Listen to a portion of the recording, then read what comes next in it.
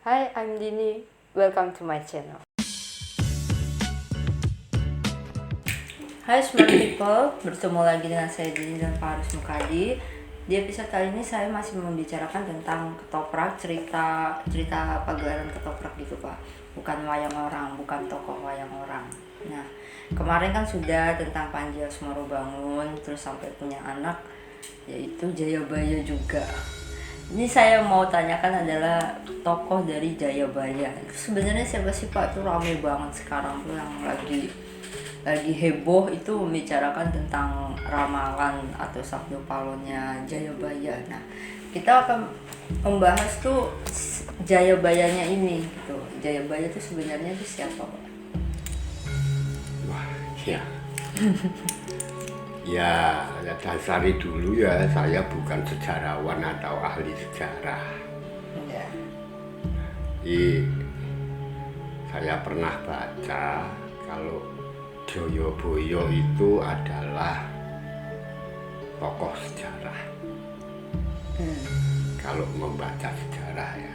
Dan ada juga Prabu Jayabaya itu adalah tokoh dari wayang Madya. Jadi kalau dari buku Babat Tanah Jawi itu ada tokoh yang namanya Jayabaya itu putra Prabu Gendroyono.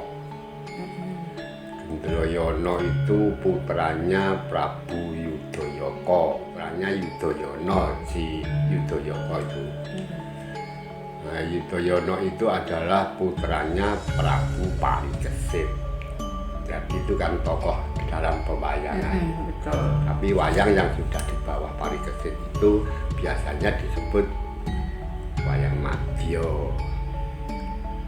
Sedang Mahabharata sendiri kalau disebut Parikesit itu kisahnya kalau Parikesit sudah tidak ada, itu negara Astina terpecah-pecah, turunannya itu ada yang berada di Kosambi, itu Kosambi India sana, ada yang di Kapilawastu, itu kalau Mahabharata.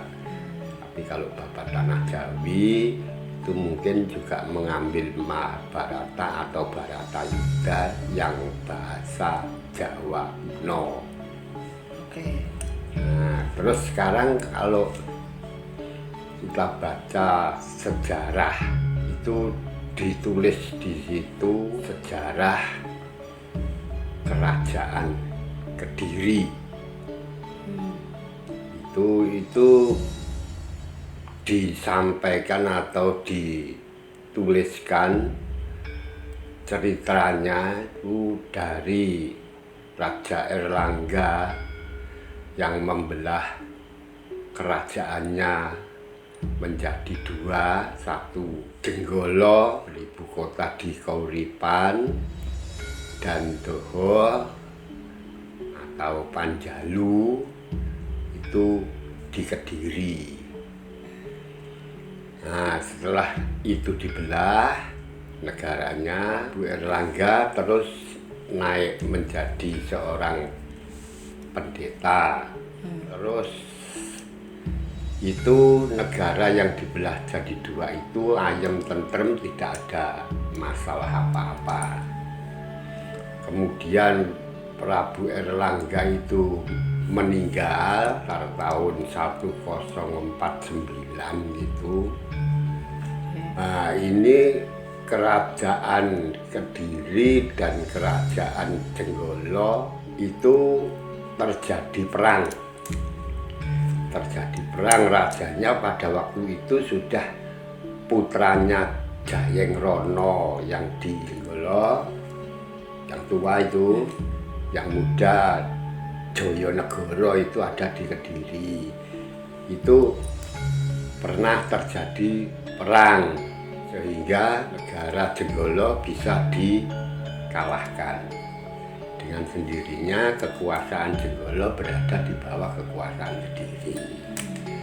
Habis itu terus tidak ada cerita lagi di sejarahnya ya. Tidak ada cerita lagi. baru pada tahun kira-kira 1104 gitu ya.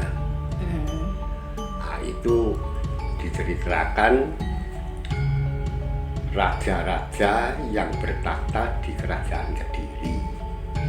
Itu yang pertama itu bernama Sri Jayawarsa Dikjaya Sastra Prabu.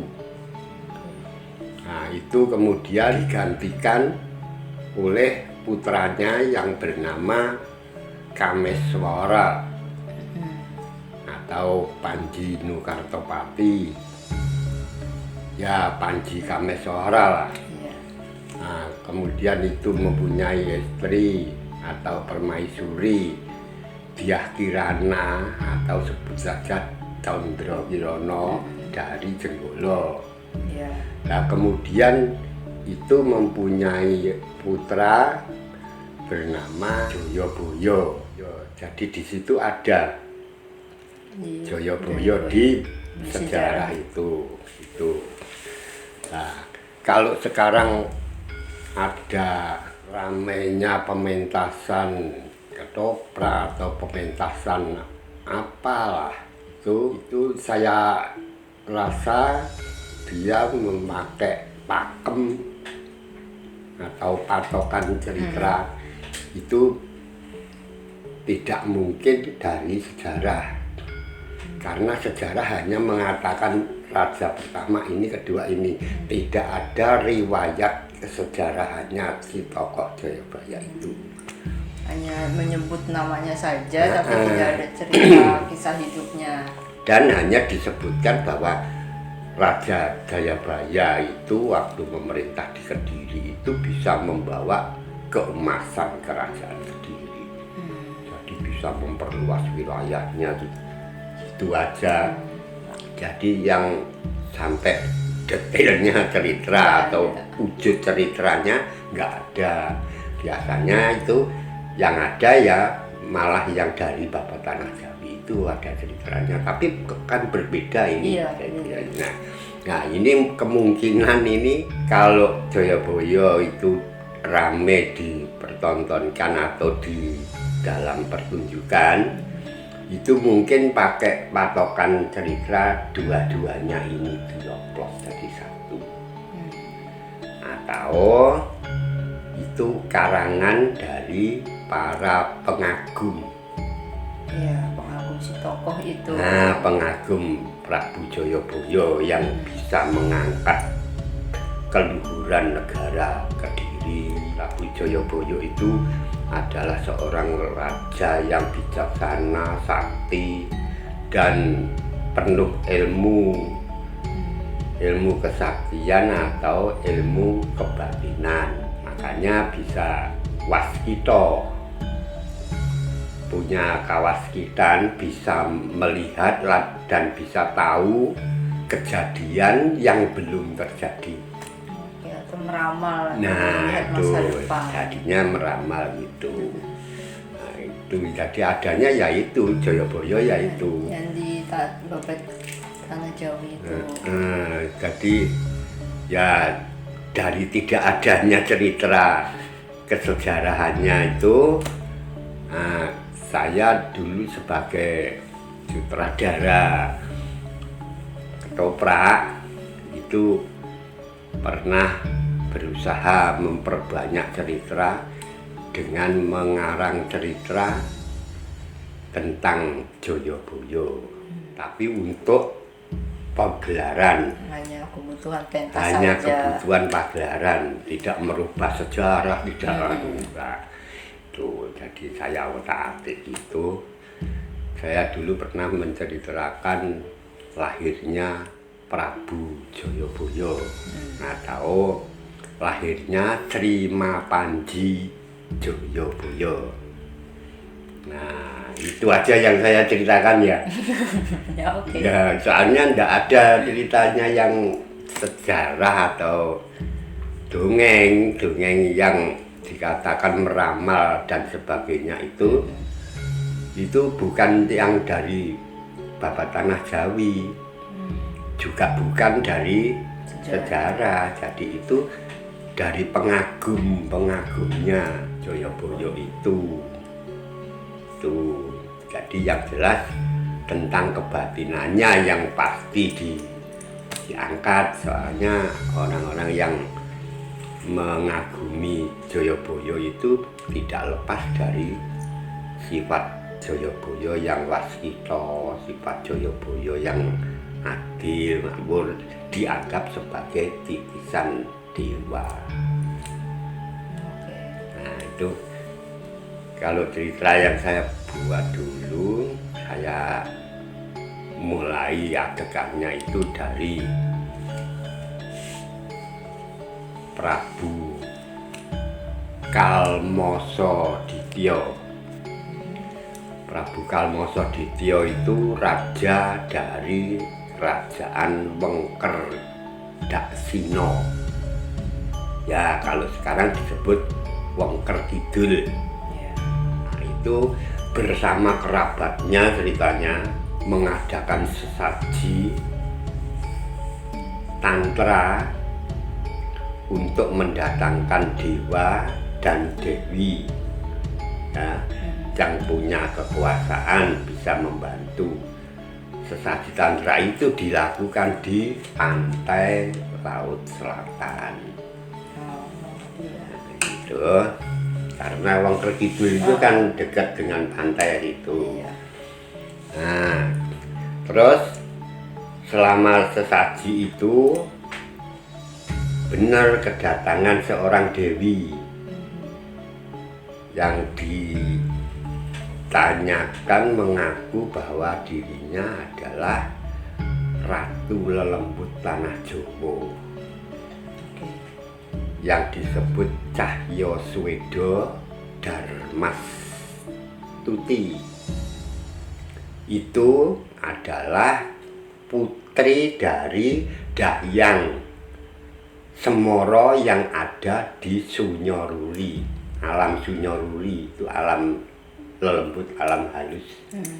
Itu. Kemudian si Kalmasoditya itu minta bantuan, minta pengayoman untuk mengangkat kembali kebesaran kerajaan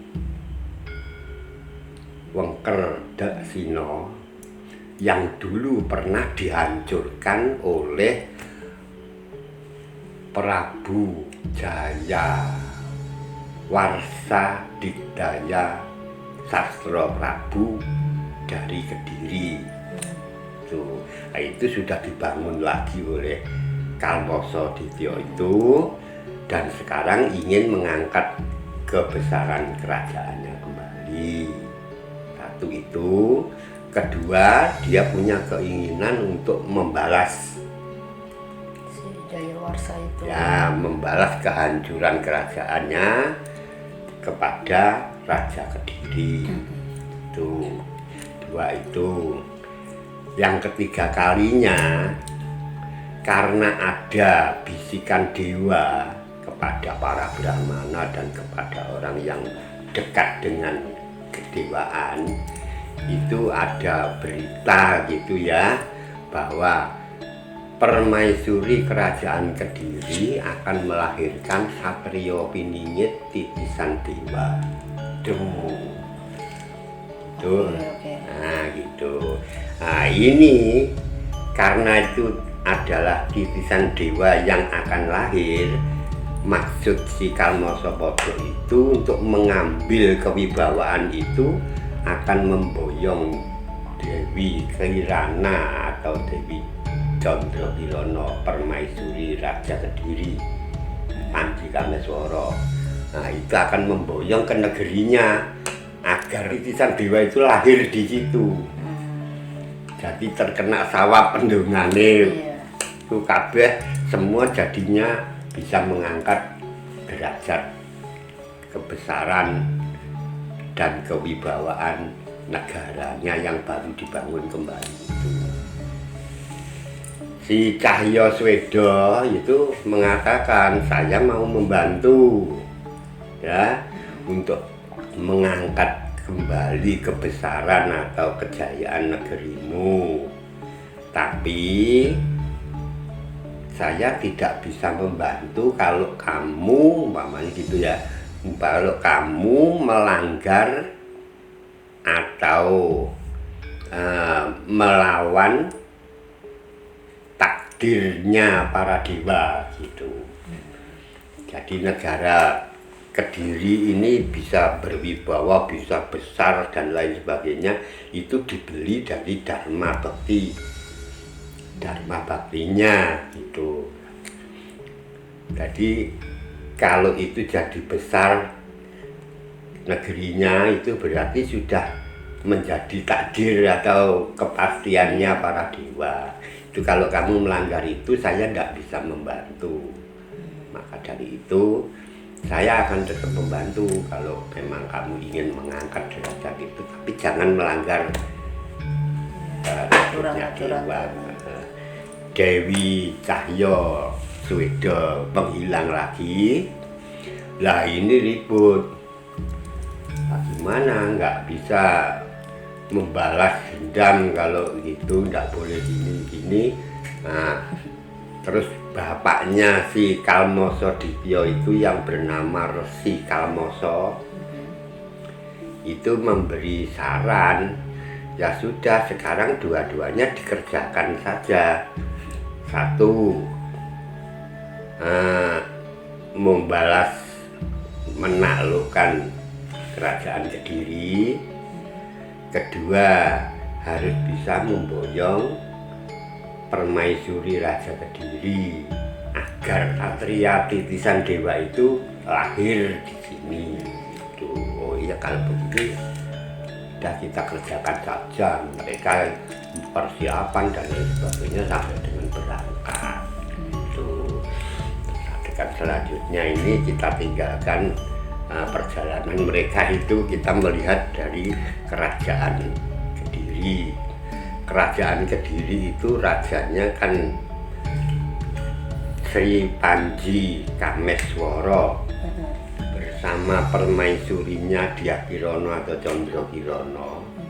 Itu Condrakirono sudah mengandung yang tidak lama lagi akan lahir, perhitungan manusia ya. Tidak lama lagi akan lahir, jadi ya kira-kira sudah 9 bulan atau baru 8 bulan begitu. Tuh, di situ dia berkumpul dengan keluarganya, termasuk bapaknya yaitu Jayawarsa Jaya itu. Terus sama permaisurinya yang lain seperti Andoyoprono sama Renaswara yang sudah disatukan di situ. Itu permaisurinya. Terus saudaranya atau raja dari Jenggolo yang bernama Pratiswara. Pratiswara itu kalau di dalam kisah Panji itu adalah Panji Gunung Sari. Oh, ya.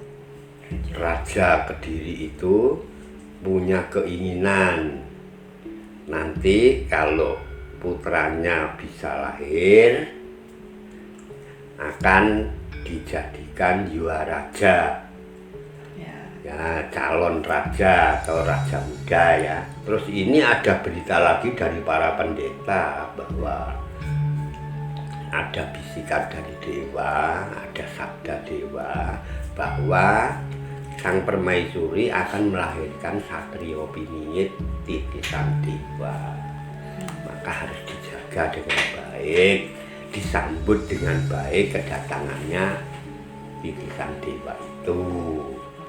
Nah, dalam membicarakan itu datangnya raja dari Wengker Dasino, Kalmoso Dityo tadi bersama prajuritnya ceritanya. Tujuannya ya satu, menaklukkan, kedua akan membalas kehancuran kerajaannya sampai terjadi perang. perang. Selama sini perang dan prajurit dari Daksina itu tadi mundur. Di dalam Taman Kaputren itu permaisuri Candrakirana bersama permaisurinya yang lain itu berkumpul di situ dengan sendirinya merasakan atau membicarakan tentang datangnya musuh itu tadi. Datanglah adik dari Kalmasoditya, putri duanya adik raja itu merayu Candrakirana agar mau diboyong ke negerinya, agar lahir di sana bisa mengangkat derajat atau kewibawaan negaranya. Lah ini permaisuri yang lain ini, si Handoyoprono sama ini, loh kok kamu bicaranya seperti kehendaknya raja yang memusuhi Kediri, kamu dari mana, siapa? Terus terang dia bahwa saya dari Wengker Daksina. Jadi niat saya tidak niat jelek, tapi niat untuk minta kerelaannya lahir di sana. Itu ini nggak rela si Handoyoprono sama Rinaswara itu nggak rela sampai terjadi perkelahian antara putri-putri itu. Nah, dalam sini berkelahi, datangnya bapaknya si Kalmasoditya itu langsung menghajar kedua permaisuri Panji Meswara sampai dengan jatuh, kemudian Candrakirana dibawa lari. Nah, ini dibawa lari bisa saja dimasukkan ke dalam peti wasiat atau di dalam cupu gitu. Bawa, itu namanya resi ya, sudah pempengan, dibawa pergi. Itu kan cerita saya loh, itu bukan jangan dianggap copyright itu cuma sejarahnya. ceritanya Pak Aris doang, cuma kebutuhan pentas doang waktu itu. Kecuali cerita itu saya juga masih menceritakan lagi tentang Jayabaya, pernah juga. Berarti yang di Sabda Palon itu juga itu ngarang ya sebenarnya Pak? Ya. Karena di buku sejarah pun tidak tertulis riwayat hidupnya dia kan? Nah, saya kan sudah katakan kalau itu dari pengagum. Nah, gitu loh. Jadi dari tafsirnya si pengagum itu. Tapi kalau itunya ya mungkin juga ada apa? Ramalan-ramalannya itu ada, itu juga digabung dengan ramalan-ramalan Ronggo Warsito gitu. Empu dari kerajaan Jawa ini, Solo itu ada kan, dia juga meramal juga, dikumpul-kumpulkan di situ. Sutradara baru yang pengen bikin cerita tentang Jayabaya, nggak usah sungkan-sungkan, ngarang aja tanpa keluar dari pakemnya. Asal jangan melecehkan, jangan menjelek-jelekan, kan di situ sudah tertulis di sejarahnya ada.